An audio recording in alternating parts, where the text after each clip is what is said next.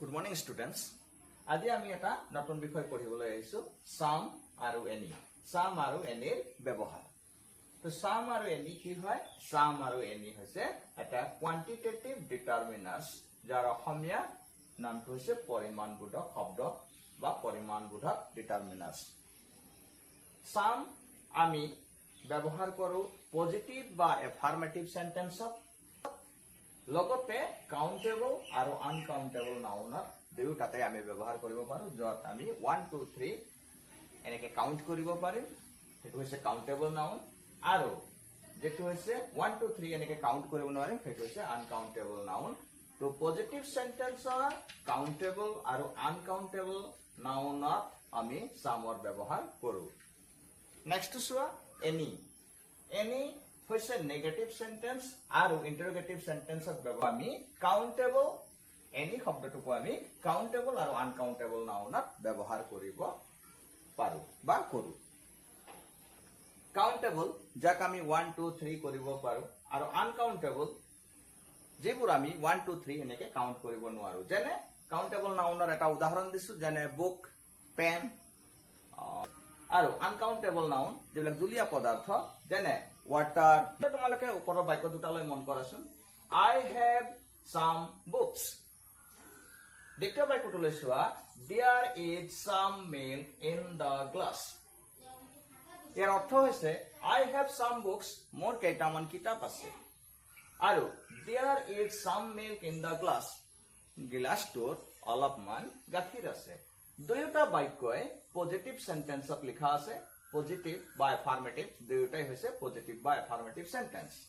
এতিয়া চোৱাচোন আমি যে সাম শব্দটো লিখিছো কত লিখিছো দুয়োটা বাক্যতেই লিখিছো এতিয়া সাম প্ৰতি শব্দ হৈছে নিৰ্দিষ্টবাচক শব্দ আৰু ই হৈছে এটা কোয়ান্টিটেটিভ ডিটাৰমিনাৰ্স যাক অসমীয়াত আমি পৰিমাণবোধক শব্দ বা ডিটাৰমিনাৰ্স বুলি বলে জানো এতিয়া চোৱা আমি কত লিখিলো সাম বুকস শব্দটোৰ আগফালে নহয় নে আৰু দ্বিতীয় বাক্যটোত আমি মিল্ক শব্দটোৰ আগফালে সাম লিখিলো তো দুয়োটা বাক্যতে আমি সাম লিখিলো আৰু দুয়োটা বাক্যই পজিটিভ সেন্সত সেন্টেন্স আৰু দুয়োটা পজিটিভ সেন্টেন্সৰ কাৰণে আমি লিখিলো সাম এটা সাম বুকস আৰু সাম মিল্ক লিখিলো বুকস শব্দটো হৈছে কাউন্টেবল নাউন আৰু মিল্ক শব্দটো হৈছে এটা আনকাউন্টেবল নাউন মানে বুক আমি 1 2 3 গোটা বস্তু নহয় জানো আমি 1 2 3 এনেকে গণনা কৰিব পাৰিম গণতি কৰিব পাৰিম সেকানেটো কাউন্টেবল নাউন আৰু মিল্ক যেটো এটা জুলীয়া পদাৰ্থ জুলীয়া বস্তু যাক আমি 1 2 3 কৰিব নোৱাৰো সেই কাৰণে এটো হৈছে এটা আনকাউন্টেবল নাউন তো কাউন্টেবল নাউনে হওক বা আনকাউন্টেবল নাউনে হওক আমি দুয়োটাতে সাম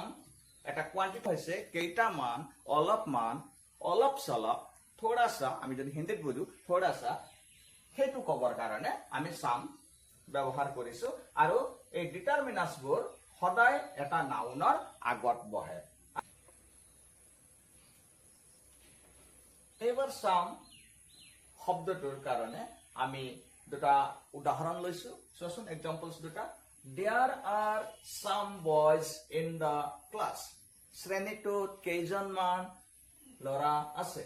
দ্বিতীয় বাক্যটোলৈ মন কৰা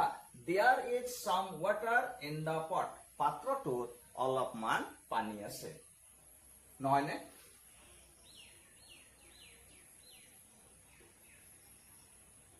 তো প্ৰথম বাক্যটো এটা কাউন্টেবল নাউন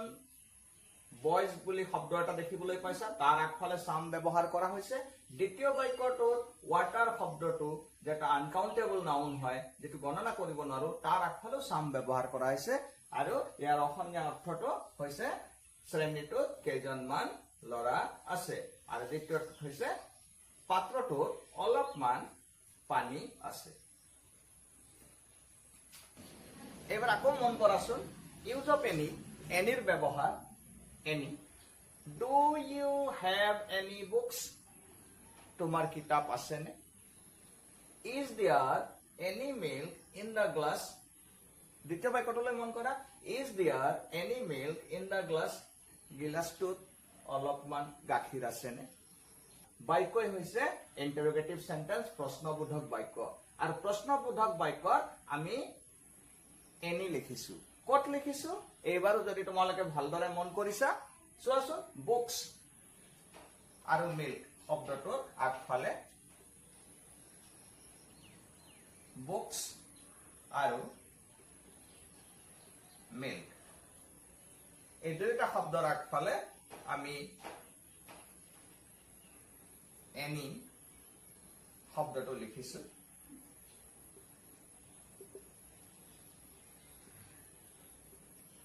চোৱা এইবাৰ দুটা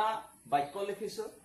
বাক্য দুটা যদি মন কৰিছা বাক্যটোৰ একেবাৰে শেষত প্ৰশ্নবোধক চিন দি আছে ইয়াৰ পৰাই আমি বুজি পাইছো যে এই বাক্য দুটা হৈছে ইন্টাৰোগেটিভ সেন্টেন্স বা প্ৰশ্নবোধক বাক্য প্ৰথম বাক্যটোলৈ মন কৰা do you have any books তোমাৰ কিতাপ আছে নে বা তোমাৰ এখনো কিতাপ আছে নে দ্বিতীয় বাক্যটোলৈ মন কৰা is there any milk in the glass গিলাসটোত অলপমান অৰ্থ কি এনিৰ অৰ্থ হৈছে অলপমান অলপমান অলপ কেইটামান কেইটামান অলপ চলপ বা হিন্দীত যদি বুজিম থোড়া সা একেই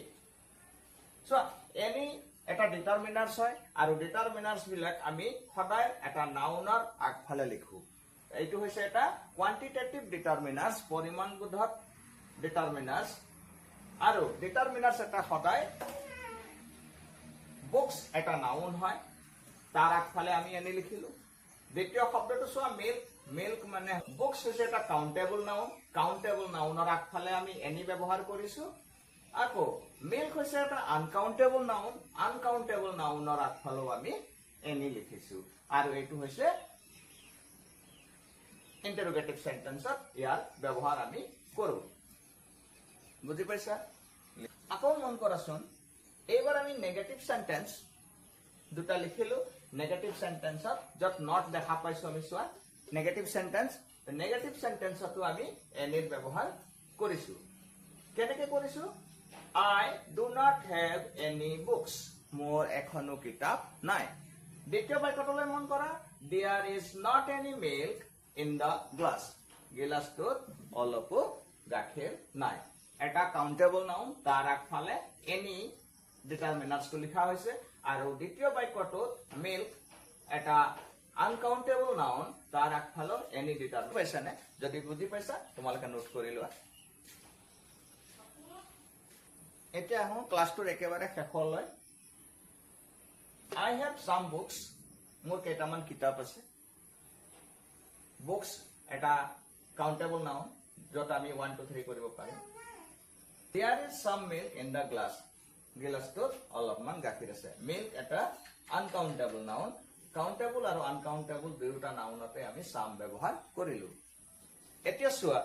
যত আমি সাম লিখিছো তাতে আমি সামৰ ঠাইত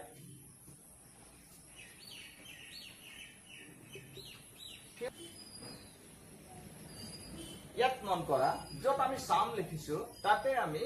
a few ব্যৱহাৰ কৰিব পাৰিম I have a few books এইটো এটা কোৱান্টিটেটিভ ডিটাৰমিনাৰ্স হয়